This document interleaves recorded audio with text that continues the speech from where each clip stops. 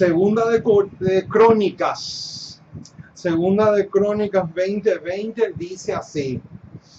Y cuando se levantaron por la mañana, salieron al desierto de Tecoa. Y mientras ellos salían, Josafat, estando en pie, dijo: Oídme, Judá y moradores de Jerusalén. Creed en Jehová vuestro Dios y estaréis seguros. Creed a sus profetas y seréis prosperados.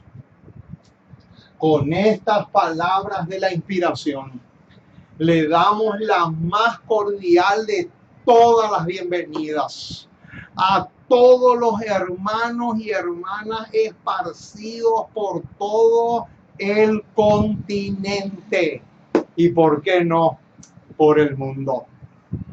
Somos el ministerio, una voz que clama en el desierto. Alabado sea el precioso y maravilloso nombre de Jesús. Oh, mis amados, qué dicha más grande poder llegar a sus hogares.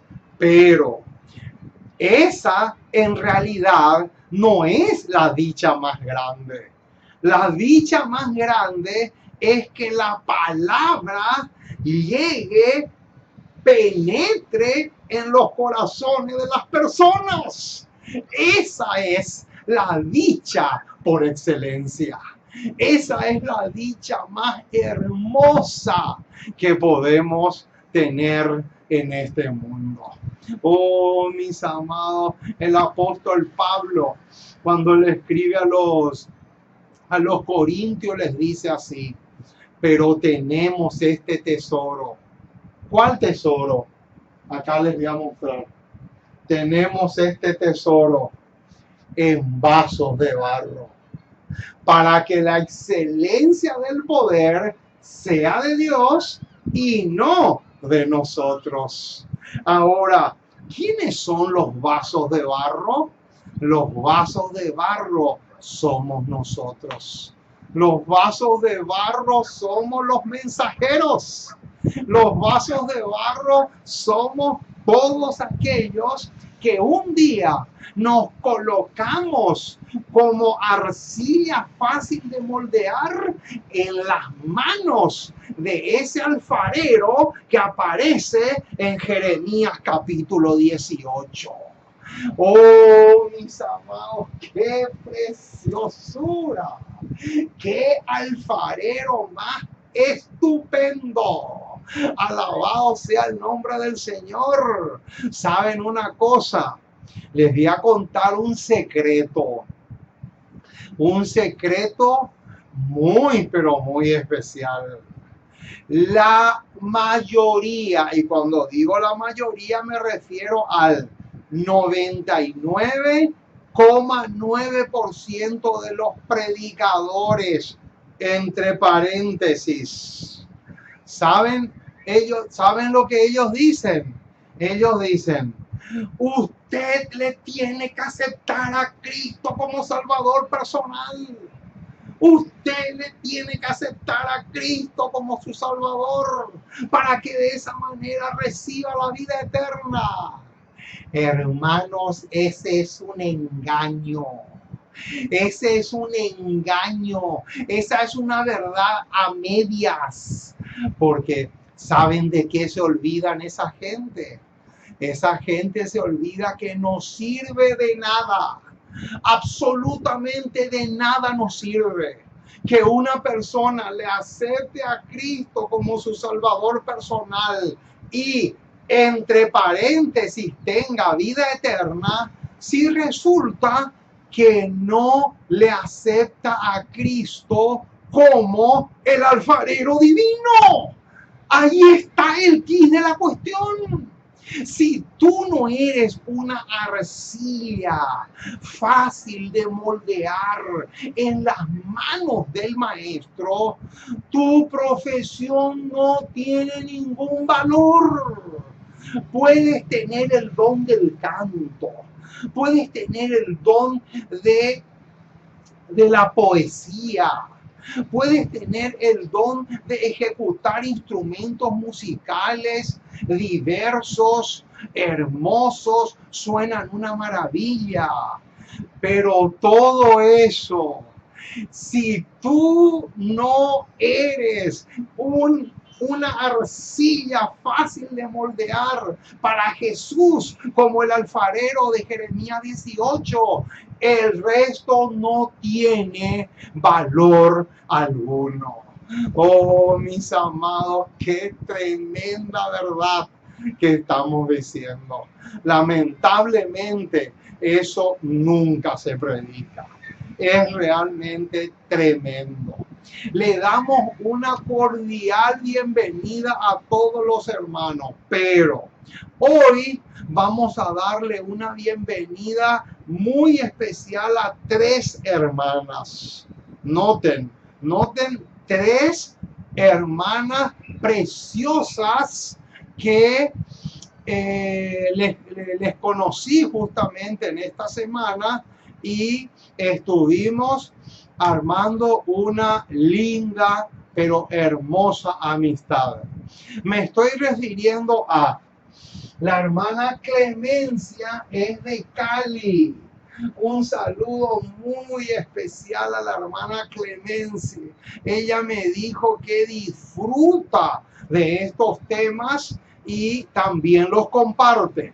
Me dijo que tiene 100 contactos en su celular móvil y me prometió que iba a desparramar y esparcir por todas partes estas prédicas para que sean más las personas que dejen la leche, la lactosa y aprendan a consumir alimento sólido.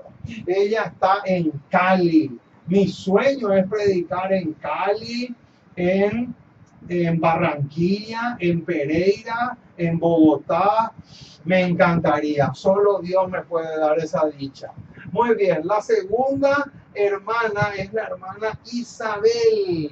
Ella es nicaragüense, pero vive en Costa Rica. Un saludo muy, pero muy cariñoso a esa hermana a quien también le enviamos comida de nuestro restaurante vegetariano para que ella pueda también enriquecerse espiritualmente. Y la tercera es la hermana Rosa, pero ella me dijo que le gusta que le digan Rosita. ¿Saben de dónde ella es? Ella es de Belice. ¡Qué increíble, mis amados! Jamás me iba a imaginar que mis prédicas iban a llegar a ese pequeño pueblito, a ese pequeño país de Belice, frontera con México. Oh, mis amados, el Señor es maravilloso. Quiero decirte, hermana Rosita, que estamos más, pero más que dispuestos a ayudarte en tu edificación espiritual. Siempre, pero siempre vas a poder contar con nuestra ayuda y estamos justamente para eso. Muy bien, tuve que anotar acá en mi pizarra para no olvidarme los nombres de las preciosas hermanas a quienes le estamos dando una cordialísima y estupenda bienvenida. Que Dios sea con cada una de ellas en sus luchas. Muy bien, a continuación le vamos a dar la bienvenida también a nuestros jefes, porque yo no soy independiente. Yo no soy independiente ni nunca seré. Yo tengo jefes. Yo predico bajo una jefatura. Ahora, ¿quiénes son nuestros jefes? Número 1, Isaías 8:20. Número 2, Isaías 28:10. Número 3, Isaías 28:13. Y número 4, un jefe que hace poco se agregó es Primera de Corintios 4. Primera de Corintios 4. Esos son nuestros jefes a quienes le damos la más, pero la más estupenda de todas las bienvenidas. Oh, mis amados, qué diferente iba a ser si todos los predicadores se sometieran, pero a muerte, a esos jefes. Qué diferente iba a ser la cosa. La cosa iba a ser totalmente diferente. ¿Saben por qué? No iba a haber herejes, no iba a haber predicadores como este David Gay, que no solamente expone fecha, sino también dice que tiene sueños. Imagínense, hermano, es realmente terrible. Mis oídos escucharon. Yo no me guío por lo que la gente me dice. Mis oídos escucharon cuando este perro mudo de David Gay dijo esas barbaridades. Y encima, para colmo, se pone a decir de que Ted Wilson es un gran hombre de Dios. Pero qué mentira, qué flor de mentira, eso es una mentira. Porque si eso fuera cierto, ¿por qué entonces tiene tanto miedo de predicar el triple mensaje angélico? ¿Por qué tiene tanto miedo entonces? Esa es la pregunta del millón. Y la cosa no termina ahí. ¿Cómo se explica entonces que haya amasado tanta fortuna? ¿Cómo se explica? Porque la fortuna que tiene ese hombre no tiene ni siquiera los grandes millonarios que viven acá en mi país. Es realmente impresionante. ¿Y cómo puede ser, siendo un simple pastor, que tenga la fortuna que tiene ese hombre? Es realmente impresionante. Oh, mis amados, es así la cruda y perfecta realidad. Siempre vamos a decir la verdad, le guste o no le guste a la gente, pero la verdad siempre la vamos a proclamar, cueste lo que cueste. Muy bien, ahora entonces ya estamos en condiciones de darle a la trompeta el sonido certero. Vamos a continuación a doblar rodillas para suplicar la dirección, la tutela del Santo Espíritu de Jehová Dios, del Dios Espíritu Santo, y no como esos herejes adventistas que están diciendo que el Espíritu Santo no es Dios. Pero qué cosa más increíble, mis amados. Realmente te deja helado la cantidad de herejías que se están levantando. Ahora conocí justamente en esta semana un nuevo hermano brasilero que está predicando herejías terroríficas. Y cuando yo le escuché, me quedé realmente asombrado. Es increíble. Por eso, justamente por eso, el apóstol Judas en el versículo 3 dice claramente que debemos contender ardientemente por la fe que una vez fue dada a los santos. Qué tremendo, mis amados. Muy bien, vamos entonces a caer de hinojos para clamar al Dios eterno, nuestro Padre y nuestro Dios. Una vez más nos acercamos a ti. Queremos darte gracias. Muchísimas, pero muchísimas gracias por tu palabra. Gracias por tus promesas. Gracias por tener misericordia de nosotros, porque realmente eres extraordinario en todo el sentido de la palabra. Y en este momento queremos pedirte que te quedes con nosotros, que nos ayudes mucho. Te necesitamos enormemente. Sé con nosotros, oh Dios, porque solo no podemos. Tú sabes cuán torpes somos y necesitamos de tu gracia, de tu fuerza, de tu entusiasmo, que nos pueda incentivar a seguir adelante a pesar de todas las dificultades. Oh Padre amoroso, nos encomendamos en tus brazos como somos y ayúdanos mucho, porque te pedimos en el precioso y maravilloso nombre de Jesús. Amén y amén. Muy bien, mis amados, estamos listos entonces para dar comienzo a una presentación más de este su programa cristiano, Una voz que clama en el desierto, donde se proclaman las verdades que más de 30,000 perros mudos no lo quieren hacer. ¿Sabían ustedes que hay más de 30,000 perros mudos en la iglesia adventista? De esos, ni siquiera uno se anima a predicar la verdad claramente y sin rodeos. Es realmente alarmante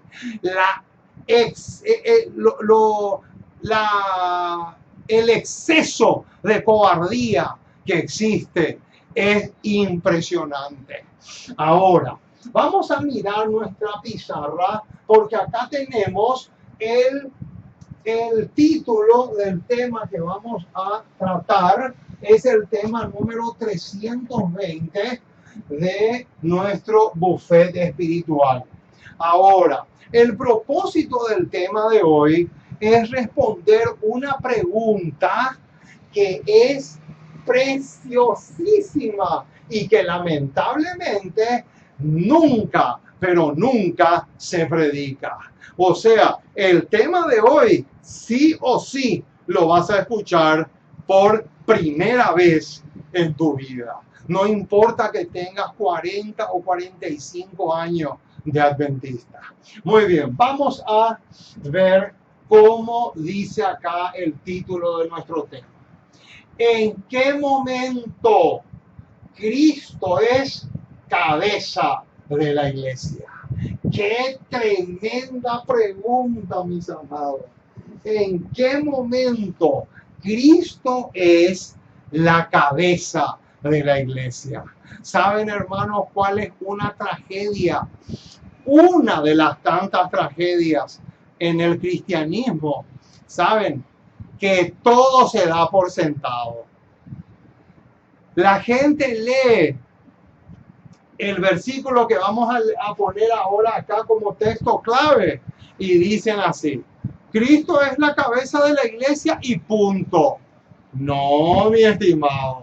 No es así la cosa. Por eso es que hoy vamos a estudiar este tema, pero con la custodia de los jefes que tenemos. Tenemos una custodia policial tremenda aquí. No crean ustedes que yo estoy solo. Aquí hay jefes, hay ángeles. Aquí hay ángeles que están anotando estas prédicas para ver si realmente vamos a contar o no con el visto bueno del cielo. Por lo tanto, tenemos que predicar a la luz de la jefatura que tenemos. Muy bien, ¿cuál es el texto clave? Vamos a ver. El texto clave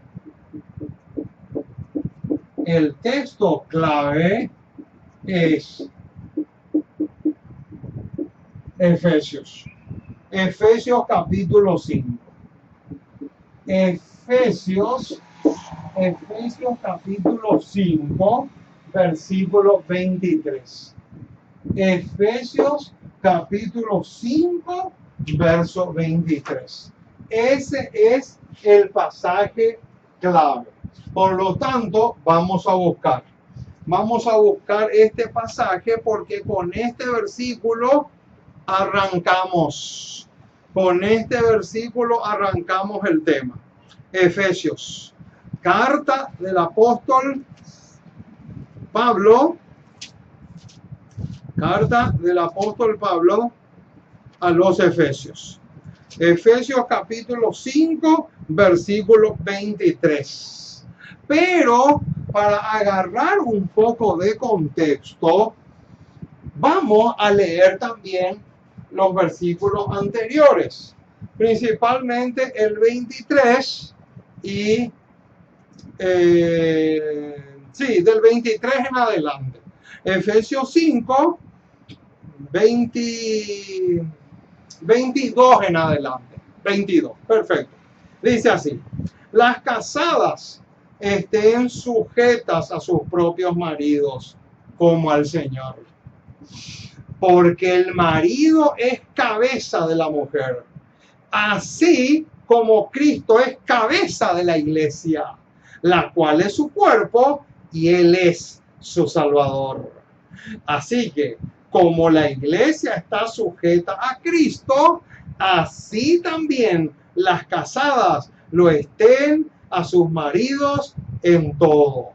Esos son los versículos Efesios 5, 22 al 24.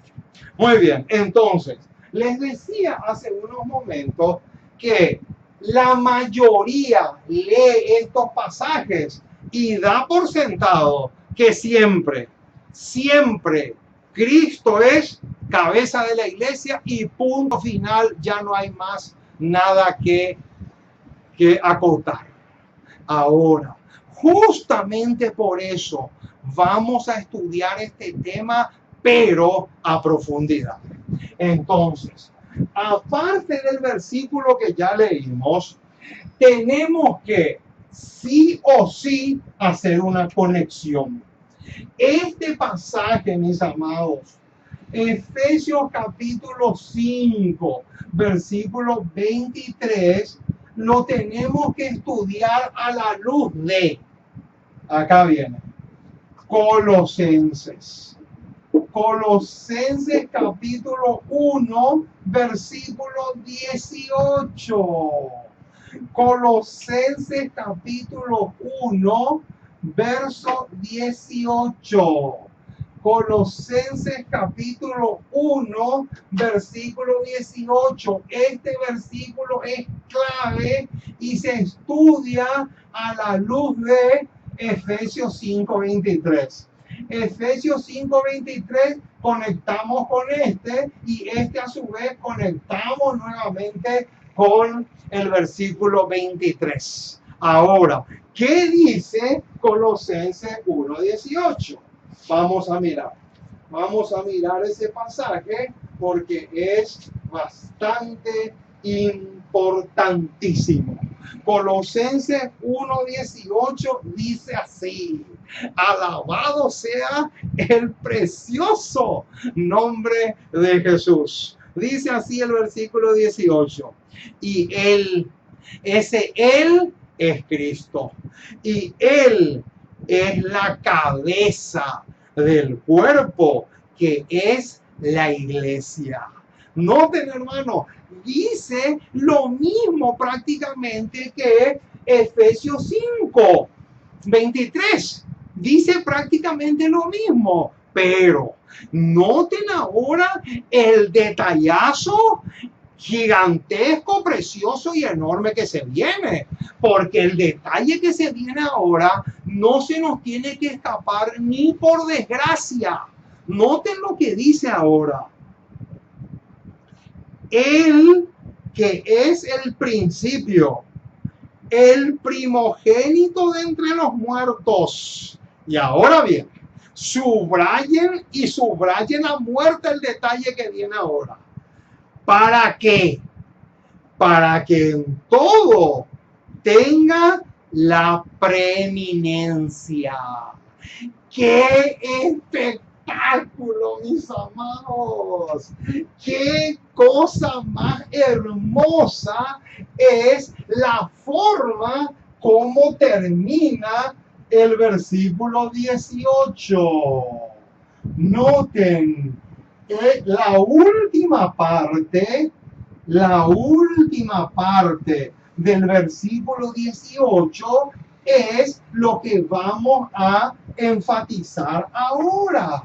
¿Saben por qué? Porque en la última parte del versículo 18 hay una palabrita clave que es la palabra preeminencia. Aquí va a comenzar lo jugoso de la cuestión. Noten que ¿qué es lo que acabamos de anotar en la pizarra? La última palabra del versículo 18. ¿Cuál es esa? Preeminencia. Ahora, surge la pregunta, ¿qué significa preeminencia? Esa es una pregunta vital.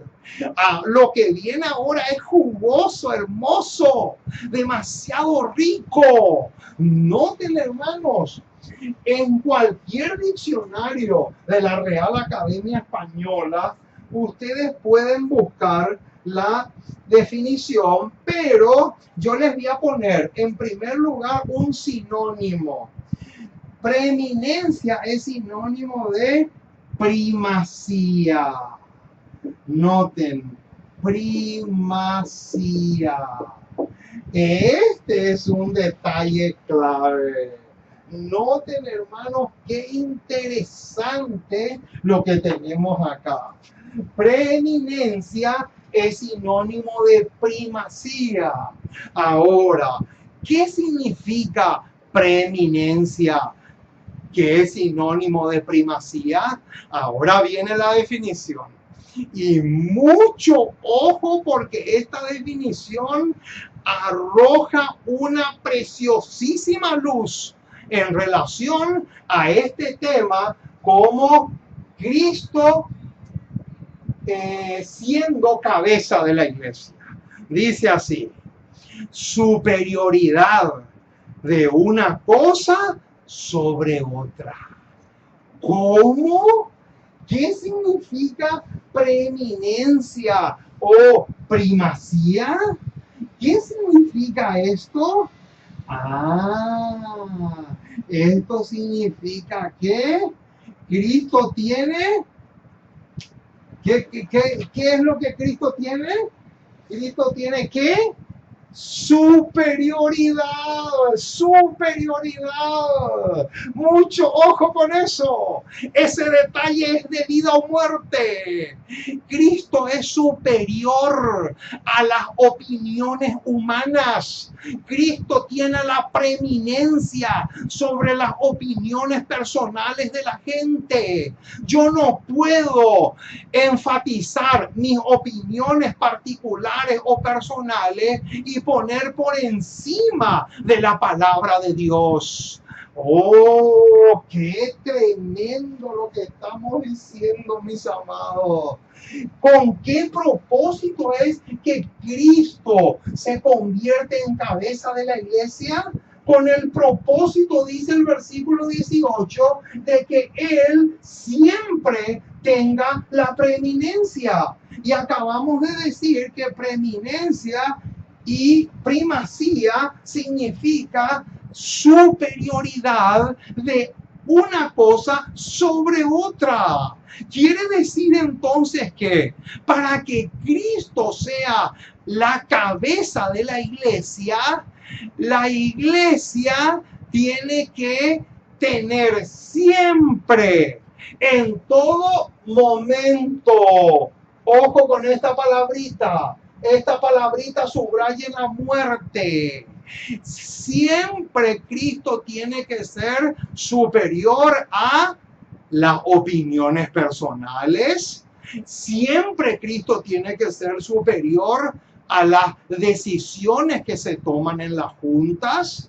Siempre Cristo tiene que ser superior a las opiniones de los perros mudos. Siempre, pero siempre, Cristo tiene que ser superior en todo el sentido de la palabra y en todas las áreas de la vida. Alabado sea el glorioso y maravilloso nombre de Jesús. ¡Qué cosa más estupenda, mis amados, lo que estamos diciendo! Estos son conceptos profundos. Estos son conceptos demasiado vitales y trascendentales como para no enfatizarlo. Ahora se viene la bomba. Ahora se viene el bombazo, mis amados. Ahora se viene un verdadero misil. Pero no como a estos misiles que arroja este dictador del presidente de Corea del Norte. No, no son como esos. Son misiles muy, pero muy potentes. Noten lo que dice: conflicto de los siglos, página 653.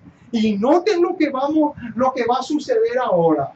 La cita que yo les voy a leer arroja luz sobre Efesios 5:23, Colosenses 1:18 y sobre estas dos palabras claves que están acá. Noten lo que dice: conflicto de los siglos, página 653, se viene el bombazo. El primer bombazo de la noche. Noten lo que dice: ni las opiniones de los sabios. Ojo con eso. Noten, ni las opiniones de los sabios, ni las deducciones de la ciencia. ¡Epa! ¿Qué pasó ahí? Ni las deducciones de la ciencia. Quiere decir entonces que si un científico se hace adventista del séptimo día, él no se puede dar el lujo de poner sus descubrimientos científicos por encima de la palabra de Dios. ¿Saben por qué él no puede darse ese lujo?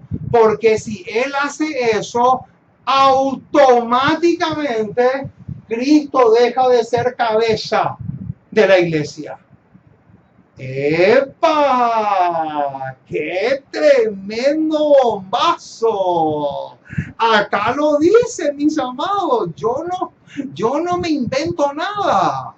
Noten, ni las opiniones de los sabios, ni las deducciones de la ciencia, ni los credos, ni decisiones de concilios. Ojo con eso.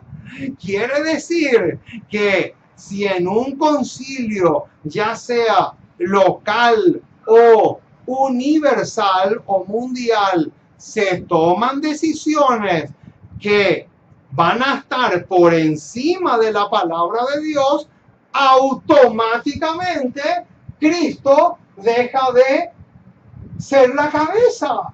¿Por qué? Porque Cristo tiene que ser superior. Acá está, subrayen estas dos palabras a fuerte. Cristo tiene que ser superior ¿a qué? A las decisiones que se toman en los concilios. Ni la voz de la mayoría. ¡Epa! Ni la voz de la mayoría. Nada de esto. Ni en conjunto, ni en parte, debe ser considerado como evidencia en favor o en contra de cualquier punto de fe. Ahí está la cosa. Noten qué tremendo lo que ya vimos, pero ahora viene otro bombazo. Dice, ¿cuál es la advertencia? Noten cuál es la advertencia que Cristo hace para que nadie le quite a él el lugar de cabeza.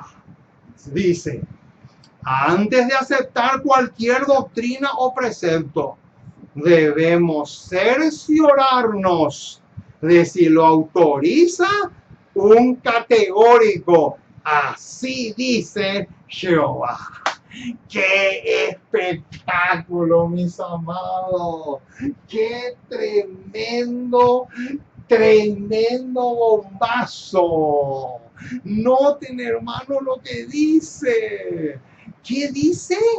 Noten, antes de aceptar cualquier doctrina o precepto, debemos cerciorarnos de si lo autoriza un así dice Jehová. Ahora, cuando yo me percato que cualquier punto de fe está garantizado por un así dice Jehová, entonces Cristo sigue siendo cabeza de la iglesia. ¡Qué tremendo, mis amados, lo que estamos diciendo! Es realmente impresionante. Ahora, ¿cuál es la trampa? Escuchen bien. ¿Cuál es la trampa que Satanás ideó para que Cristo no sea cabeza de la iglesia? ¡Qué tremenda esta pregunta! Y la respuesta la encontramos en Conflicto de los Siglos, página 653, y dice así: Satanás trata continuamente. ¿Cómo? ¿Cada cuánto? Acá dice que Satanás trata una vez cada 10 años. No, Satanás trata continuamente de atraer la atención hacia los hombres en lugar de atraerla hacia Dios. ¡Epa! ¡Qué tremendo, mis amados! ¿Cuál es la trampa? La trampa satánica por excelencia, y miren que le ha salido muy bien a Satanás fabricar y tener éxito con esta técnica diabólica. Satanás quiere atraer la atención hacia los perros mudos, hacia los dirigentes, en lugar de un categórico, así dice Jehová. Noten, ahora viene el bombazo. Hace. Ese hace quiere decir que Satanás fabrica esa trampa. Hace que el pueblo considere como sus guías a los obispos, pastores y profesores de teología, en vez de estudiar las escrituras por sí mismo y así saber cuáles son sus deberes. ¡Qué bombazo, mis amados! ¡Qué tremendo misil tenemos acá! Esto es realmente impresionante. ¿Cuál ha sido entonces la trampa por excelencia que a Satanás le ha dado tanto éxito? Empujarle a las personas hacia las personas, atraerlas como con un imán a las personas hacia los hombres, principalmente obispos, pastores y profesores de teología. ¿Saben por qué? Para que ellos dejen de conocer un categórico, así dice Jehová. Entonces, como el pastor estudió y se supone, entre comillas, que sabe, Va a ser demasiado ingenuo de mi parte creer que me está mintiendo. Oh, mis amados, qué tremendo. Por eso, justamente por eso, el profeta Jeremías dice, maldito el hombre que confía en el hombre. Qué tremendo lo que estamos diciendo. Ahora, otro detalle importantísimo que tenemos que recalcar es el siguiente. ¿Qué principio, noten, qué principio se desprende de Cristo como cabeza? Ah, esto está espectacular, hermano. Y vamos a tener que borrar esto total, ya está grabado y filmado. Por lo tanto, vamos a borrar esto porque necesitamos espacio acá. Ahora, la pregunta que vamos a responder a continuación es, ¿cuál es el principio que se desprende de Cristo como cabeza? Aquí llegamos a un punto clave. Consejo sobre salud. Esta cita que les voy a leer está sacada de Consejo sobre Salud, página 526, y dice así: que todos aprecien, noten lo que viene, que todos aprecien el principio, noten ahora, de la dependencia de la cabeza. Noten qué dice, que todos aprecien el principio. ¿Qué principio? Quiere decir que Cristo como cabeza tiene un principio. ¿Cuál es ese principio? Acá vamos a poner.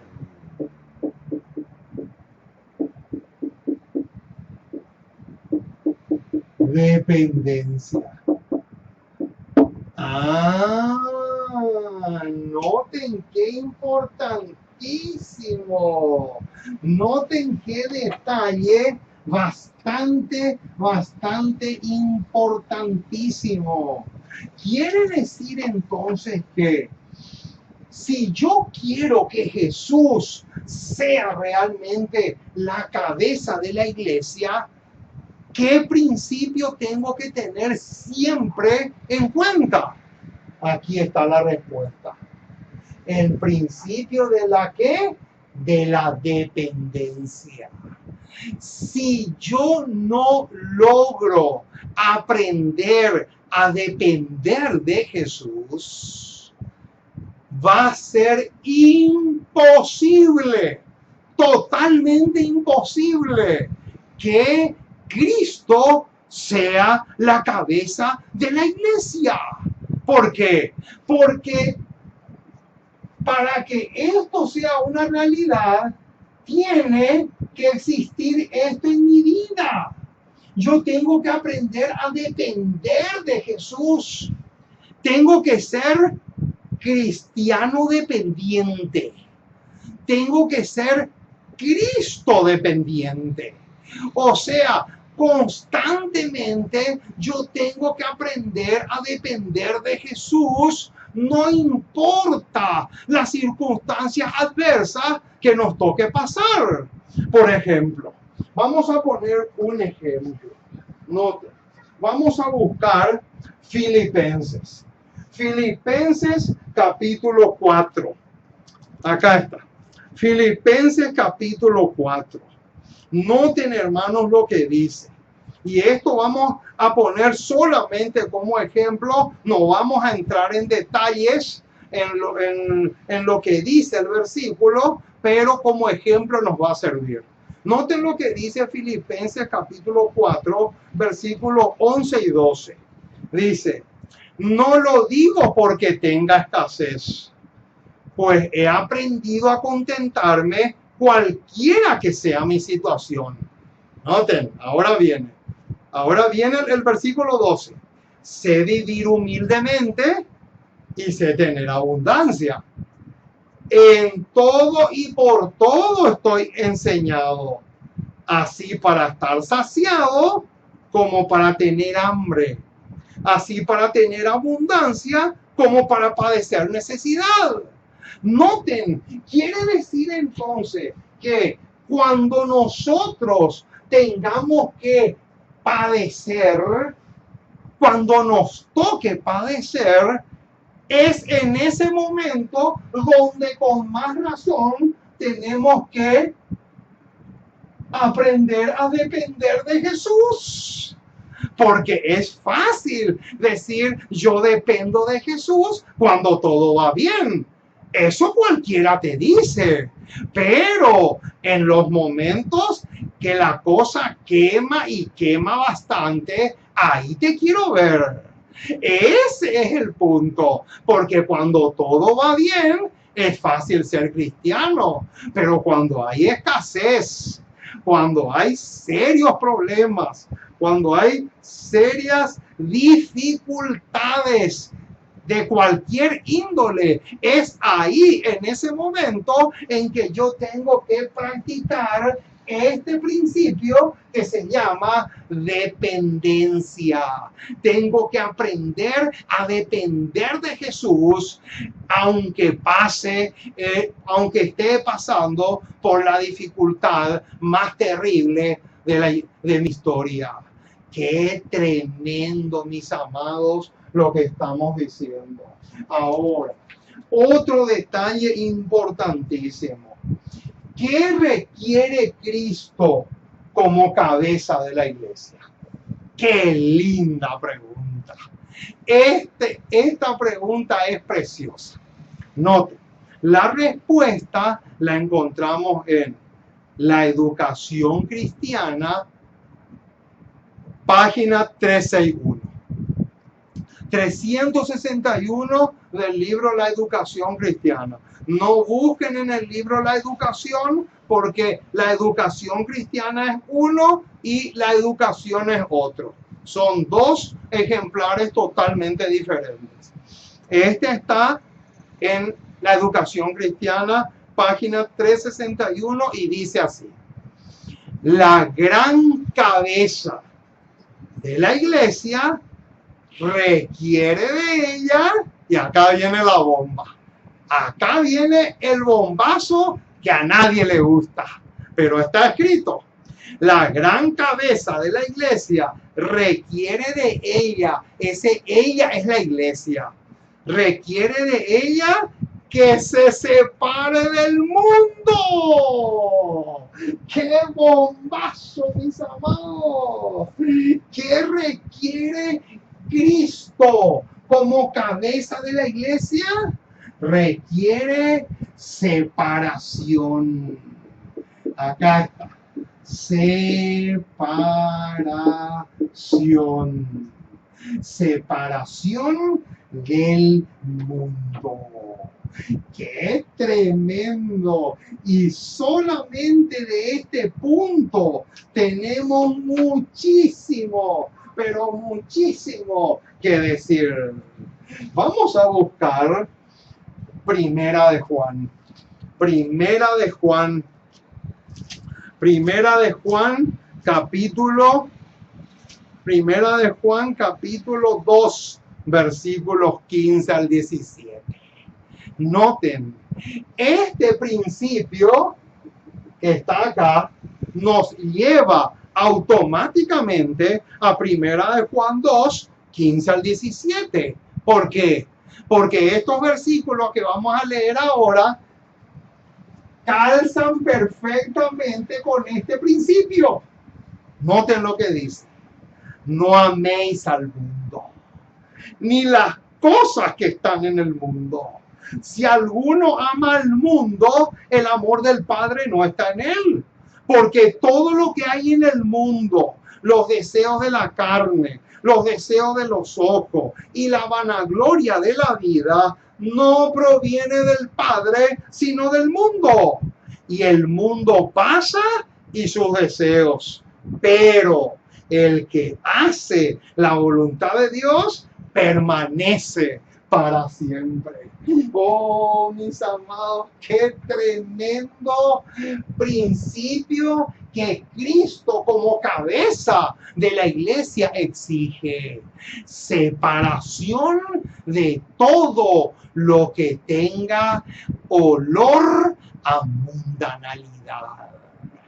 Quiere decir entonces que si yo uso joyas como mujer, si yo uso joyas, si yo me pinto los cachetes, las pestañas, si yo uso una vestimenta provocativa, automáticamente Cristo deja de ser cabeza de la iglesia. ¿Por qué? Porque Cristo requiere separación del mundo. Y el apóstol Santiago dice, oh almas adúlteras, ¿no sabéis que la amistad del mundo es enemistad contra Dios? Cualquiera pues que quiera ser amigo del mundo se constituye enemigo de Dios. ¡Qué tremendo, mis amados! Y el apóstol Pablo, cuando le escribe a los corintios, claramente le dice, no os unáis en yugo desigual con los incrédulos, porque qué compañerismo tiene la justicia con la injusticia y qué comunión Cristo con Belial. Tremendo, mis amados. Lo dice de una manera impresionante. Noten, 2 Corintios 6, 14 al 18. Ahora, ¿con qué propósito Cristo requiere separación de la iglesia con el mundo? Acá está. Versículo, 2 Corintios 6, verso 18. 2 Corintios 6, 18. Y seré para vosotros por padre, y vosotros me seréis hijos e hijas, dice el Señor Todopoderoso. En el versículo 18 dice que si nos separamos del mundo, nos convertimos en hijos e hijas de Dios. En el versículo 16 dice, habitaré y andaré entre ellos, y seré su Dios, y ellos serán mi pueblo.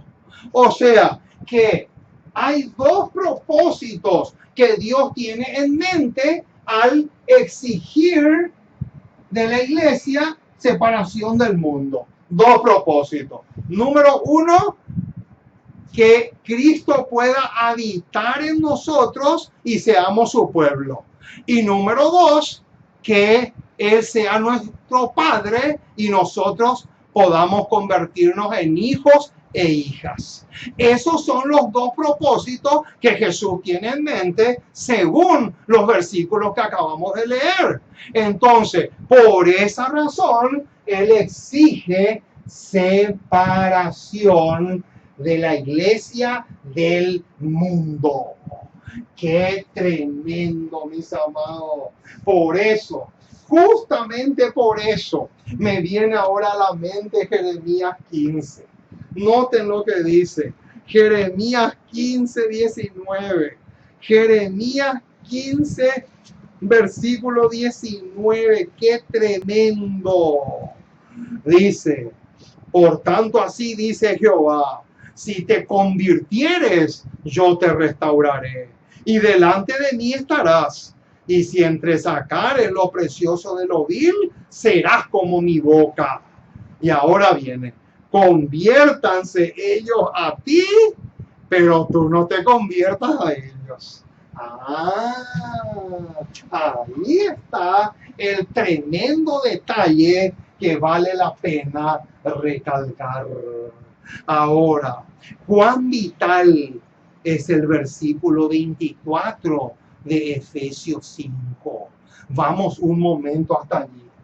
Efesios capítulo 5, verso 24.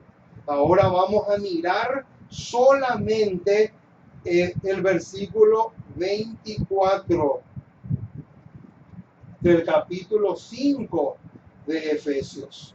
Noten lo que dice el versículo 24. Así que, como la iglesia está sujeta a Cristo, así también las casadas lo estén a sus maridos de vez en cuando, dice, ¿verdad? Así termina el versículo 24. Dice que las casadas lo estén a su marido de vez en cuando o cuando se les antoja. No dice así. Dice, las casadas estén a su marido en todo. Así lo dice y no hay vuelta de hoja. Ahora, noten el bombazo que viene a continuación, hermanos. Esta cita que vamos a leer está sacada de Hogar Cristiano, páginas 101 y 102. La pluma inspirada dice así: muchos maridos en su trato con sus esposas no han representado correctamente a Jesús. Noten qué tremendo, ¿eh? Muchos maridos en su trato con sus esposas no han imitado el ejemplo de Jesús. Ahora bien, declaran que sus esposas han de someterse en todo a ellos. Noten, hermanos, qué tremendo detalle. Y ahora viene otro bombazo de enorme jerarquía. Noten lo que dice. Pero no era designio de Dios que el marido ejerciese dominio como cabeza de la familia si él mismo no se somete a Cristo. ¡Qué tremendo, mis amados! Noten, o sea que para que el esposo o el marido sea cabeza de la familia, de su casa, de su hogar, primero él tiene que someterse a Cristo como cabeza y después viene el siguiente paso. Pero noten cómo sigue diciendo: si es tosco, rudo, duro, intolerante, no diga nunca que el marido es cabeza de la esposa y que ella debe sometérsele en todo. ¡Qué tremendo, mis amados! ¿Qué dice?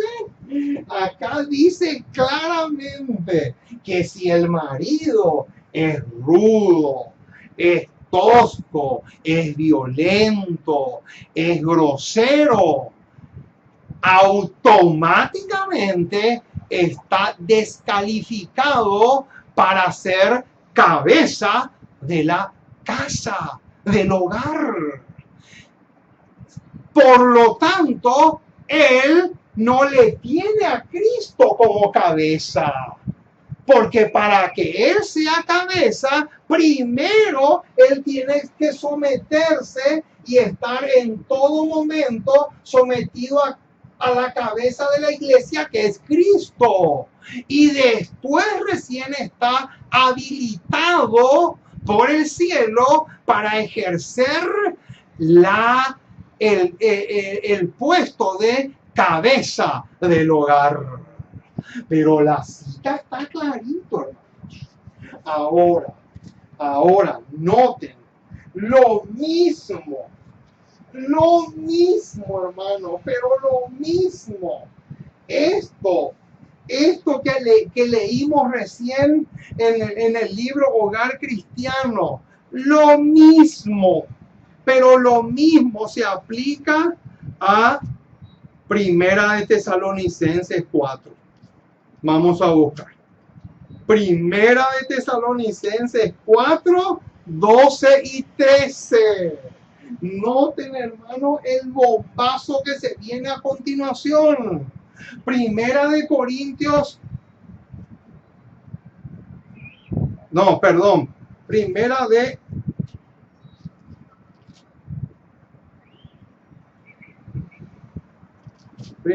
Tesalonicenses 5. A ver, vamos a... Primera de Tesalonicenses 5, 12 y 13. Sí, Primera de Tesalonicenses, acá ya está. Primera de Tesalonicenses 5, 12 y 13. Noten, así como leímos recién de que el marido no está habilitado por el cielo para ser cabeza. Si él no se somete a la cabeza que es Cristo, lo mismo pasa con Primera de Tesalonicenses 5, 12 y 13. Noten lo que dice. Os rogamos, hermanos, que reconozcáis a los que trabajan entre vosotros y os presiden en el Señor y os amonestan. ¿De quiénes está hablando acá? ¿Saben de quiénes está hablando acá? De los ministros, de los pastores y de los dirigentes. De ellos está hablando Primera de Tesalonicenses 5, 12.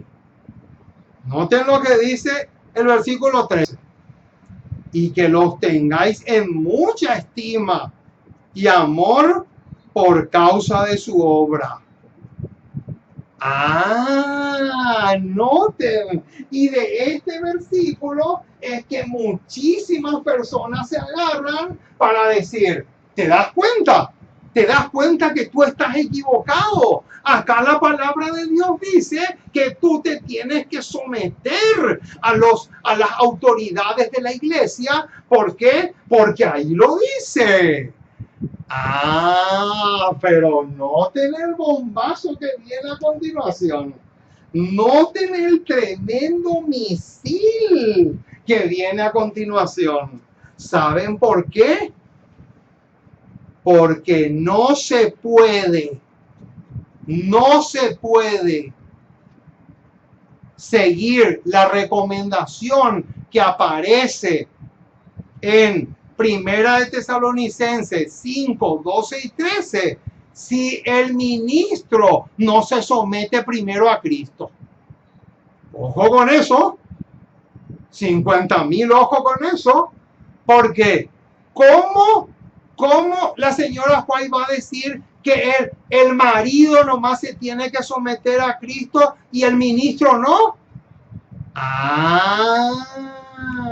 Ahí está el detalle. Noten esta cita. Ministerio Pastoral, página 118. Esta cita va a arrojar luz sobre los dos versículos que acabamos de leer. Noten lo que dice. Todos debemos ser educados para ser independientes, no incompetentes ni inútiles. Que se vea, que se note, que la gente pueda palpar que Cristo es la cabeza de la iglesia. Y noten la bomba que viene ahora, hermanos. Que se vea que Cristo es la cabeza de la iglesia y no el ministro. ¡Qué bombazo, mis amados! Este es un bombazo tremendo. ¿Qué dice que se tiene que notar? ¿Qué se tiene que notar? Se tiene que notar que es Cristo la cabeza de la iglesia y no el ministro. ¿Saben por qué? Porque cuando el ministro dice, yo soy el pastor y acá se hace lo que yo digo, automáticamente Cristo deja de ser cabeza. Automáticamente. Cuando la Junta toma una decisión, pero esa decisión no está avalada por la Biblia ni por el espíritu de profecía, automáticamente Cristo deja de ser cabeza de la iglesia. Noten, cuando un ministro actúa de esa manera, en forma prepotente, y dice, acá se hace lo que yo digo porque yo soy el pastor de la iglesia, automáticamente le está desplazando a Cristo como cabeza y él se está colocando como cabeza de la iglesia. Y saben, hermano, lo más terrible, esa actitud es la misma, pero la misma del papado. Porque ¿qué hace el papado? El papado sustituye. El papado le desplaza a Cristo como cabeza y él se queda y permanece como cabeza. Y después le criticamos al papado que él le sustituye a Cristo. Sin embargo, nosotros hacemos lo mismo. Qué tremendo, mis amados, si ustedes entendieran lo que estamos diciendo, qué diferente sería la cosa. Ahora, ¿sabían ustedes que mientras seamos racistas o hagamos acepción de personas, Cristo no es nuestra cabeza? ¿Sabían eso? Alza tus ojos, página 102. Noten el tremendo bombazo que se viene. Él es la cabeza gloriosa de todos los niveles y clases de personas. ¿Qué dice? Él es la cabeza de todos los niveles y clases de personas que se asocian mediante la fe en la palabra de Dios. ¡Qué cosa más espectacular, mis amados! Ahora, ¿a qué versículo nos lleva esto? Salmo 2, 1 al 4. Vamos a buscar. Salmo 2. Salmo número 2. Salmo 2, 1 al 4. Noten lo que dice. ¿Por qué se amotinan las gentes y los pueblos piensan cosas vanas? Se levantarán los reyes de la tierra y príncipes consultarán unidos contra Jehová y contra su ungido, diciendo, rompamos sus ligaduras y echemos de nosotros sus cuerdas. Noten el versículo 4. El que mora en los cielos se reirá. El Señor se burlará de ellos. ¡Qué tremendo! Pero saben, no termina acá la cosa, porque este versículo tenemos que unir o conectar con Santiago. Santiago capítulo 2 también. Noten, Santiago capítulo 2, versículos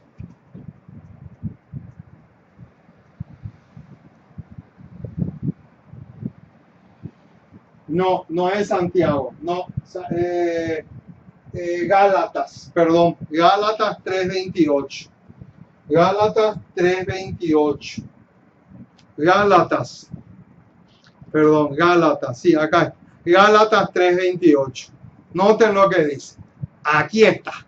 Este versículo va a arrojar luz sobre la cita que recién leímos de alza tus ojos. Noten lo que dice.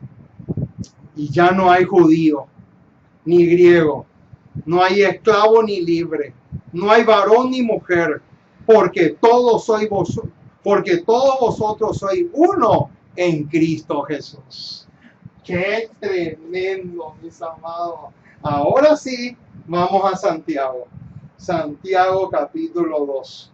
Porque ahí justamente Santiago condena a aquellos que hacen acepción de personas. Santiago capítulo 2, versículo 1 en adelante.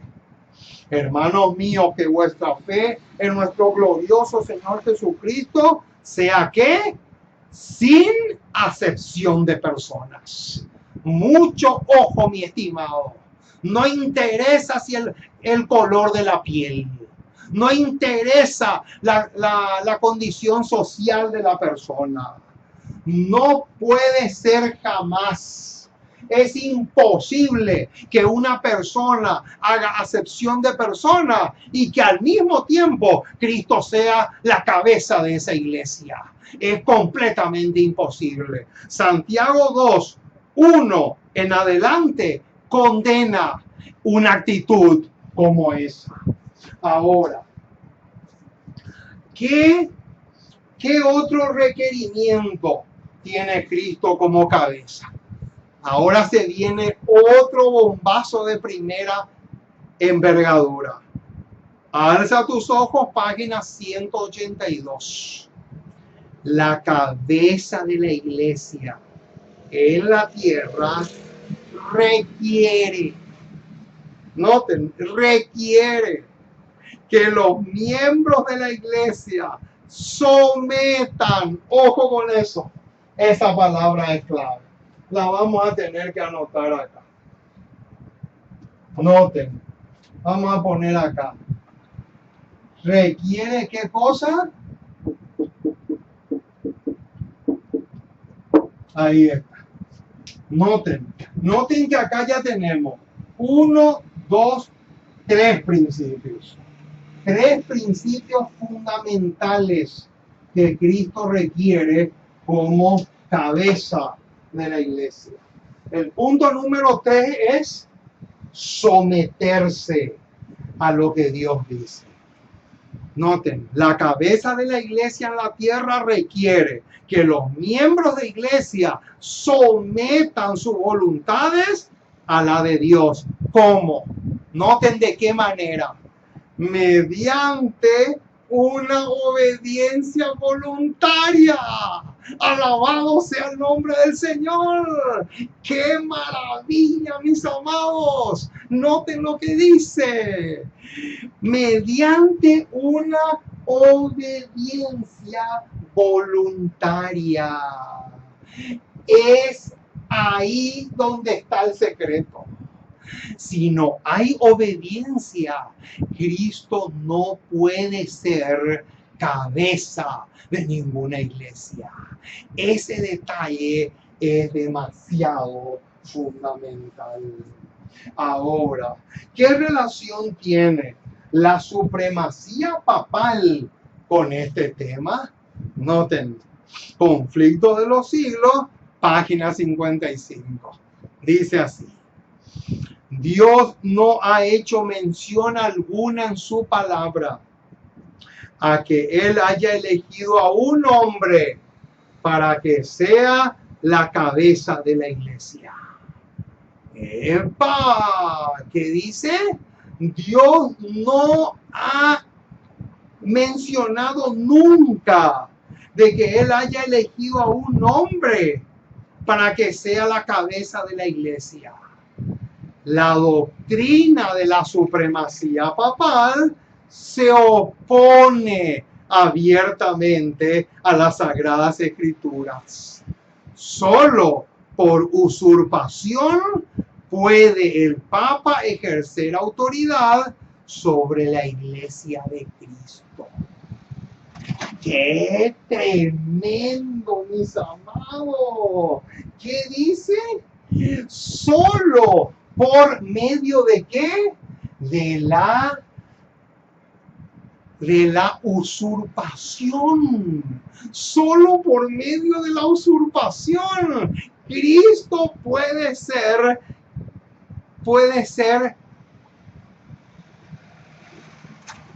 perdón, solo por usurpación puede el Papa ejercer autoridad sobre la Iglesia de Cristo. Ahora, no podemos darnos el lujo, hermanos, de recalcar esto sin mencionar también que dentro de las iglesias evangélicas y las iglesias adventistas sucede lo mismo. Ahí está la tragedia. Ahora, si disfrutamos del estancamiento espiritual, Cristo no es nuestra cabeza. ¿Sabían ustedes que Cristo no puede ser cabeza de una persona que no quiere crecer espiritualmente? ¿Sabían eso? Noten. Efesios 4:15. Vamos a mirar ese pasaje. Efesios. Vamos a mirar. Efesios 4. Efesios 4:15. Noten. Efesios 4:15. Sino que siguiendo la verdad en amor, crezcamos en todo, en aquel que es la cabeza, esto es Cristo. Ahí está. Este versículo es clave. ¿Saben por qué? Porque este versículo exige crecimiento. Cristo como cabeza de la iglesia también exige crecimiento. Y vamos a anotar acá. Noten. Este va a ser uno de los últimos puntos. Cristo como cabeza de la iglesia exige estos 3 puntos que ya tenemos ahora, y ahora le vamos a agregar uno más. Noten. Crecimiento. Ahí está. Entonces tenemos 4 cosas: dependencia, separación, sometimiento y crecimiento. 4 principios fundamentales que se desprenden de Cristo como cabeza de la iglesia. Y noten lo que dice: a fin de conocerle, página 165, va a arrojar un poco de luz sobre Efesios 4:15, que es el pasaje que recién leímos. Dice así: no es una verdadera evidencia de que tú seas cristiano el que tus emociones se conmuevan por la verdad. ¿Cómo? En otras palabras, Cristo como cabeza no exige ni emociones ni sentimentalismo. Mucho ojo con eso. Cristo no exige ni emociones ni sentimientos encontrados. No. ¿Qué es lo que Él exige? Noten, la pregunta es: ¿estás creciendo en Cristo, tu cabeza viviente? Ahí está la cosa. Y esto nos lleva a Segunda de Pedro, capítulo 3, versículo 18. Segunda de Pedro, capítulo 3, versículo 18. Dice: antes bien, crecer en la gracia y el conocimiento de nuestro Señor y Salvador Jesucristo. A Él sea gloria ahora y hasta el día de la eternidad. ¿Qué otra cosa exige Cristo como cabeza de la iglesia? Exige crecimiento. Tiene que haber crecimiento en la vida cristiana. De lo contrario, Cristo deja de ser cabeza de la iglesia. Oh, mis amados, con este punto llegamos al fin de esta programación. Créanme que me gocé y mucho compartiendo con ustedes un tema tan pero tan precioso y tan vital como este. Que Dios te bendiga rica y abundantemente, y ojalá que puedas disfrutar al máximo de este tema. Y no solo eso, que prediques, que te animes a predicar. Si no tienes pizarra en tu iglesia, predica sin pizarra, pero predica. ¿Sabes por qué? ¿Sabes por qué? Porque si vamos a esperar que los perros mudos prediquen este tema, ese día nunca, pero nunca va a llegar. Por lo tanto, te tienes que poner las pilas. Sí o sí te tienes que poner las pilas. Vamos a orar para pedirle al Señor que Él grave este tema en nuestros corazones. Nuestro Dios y nuestro Padre, una vez más nos acercamos a ti. Queremos darte gracias. Muchísimas gracias, Señor, por tu palabra. Gracias por tus promesas.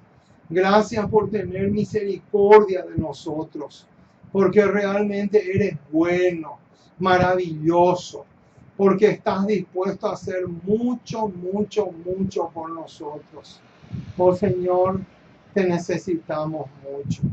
Queremos que seas con nosotros en todo el sentido de la palabra.